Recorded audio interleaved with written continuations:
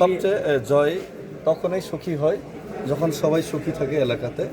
জয় শুধুমাত্র সেটা তীব্রমতা জয় হয়েছে, কিন্তু সেটাতে যাতে জয়টা অন্যভাবে সেটা যাতে প্রস্তুত না করা হয়, সেটাই আমরা চাইব। পিস শান্তি বজায় থাকুক, এবং আমি চাইব আমাদের কার্যকর্তা এবং কর্মী এবং যে কেউ যাতে পার্টির নামে বা দলের নামে, জয়ের নামে যাতে কেউ উশৃঙ্খলা না করে, এবং কেউ যদি করেও থাকে আমরা সেটা দায়ী নেব না।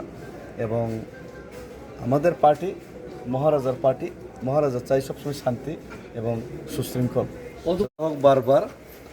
আর এডিসির যে সমস্ত দাবি দাবা, আশা প্রত্যাশা, সেটা পূরণ করার একমাত্র মাধ্যম হচ্ছে মহারাজা, এবং সেটাই আজকে আবার জনগণ সেটা প্রমাণ করেছে এবং আরও জোরদারভাবে প্রমাণ করেছে আজকের যে ফলাফলের মাধ্যমে।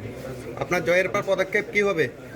প্রথম আমার পদক্ষেপ সেটা হবে জনগণের যে ছোট ছোট সমস্যাগুলি আছে, যেটা আমাদের পক্ষে সম্ভব সেটা নিরসন করার জন্য ওনাদের কাছ থেকে, যেটা আগেও জানতে পেরেছি গত 5 বছর কিন্তু পারিনি, সেটা এখন কিভাবে নিরসন করা যায় সেটার চেষ্টা করা, সেটাই। এডিসি এলাকায় পানীয় জলের ব্যাপারে আপনার কি চিন্তা ভাবনা?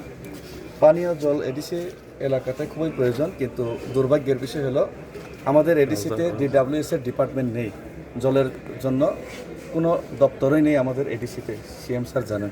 কিন্তু তারপরেও আমাদের সিএম স্যার গত 5টা বছরে অন্যভাবে সাবমার্সিবল বা বিভিন্ন জলের ব্যবস্থা করার চেষ্টা করেছেন, কিন্তু জলের ডিপার্টমেন্ট আমাদের নেই।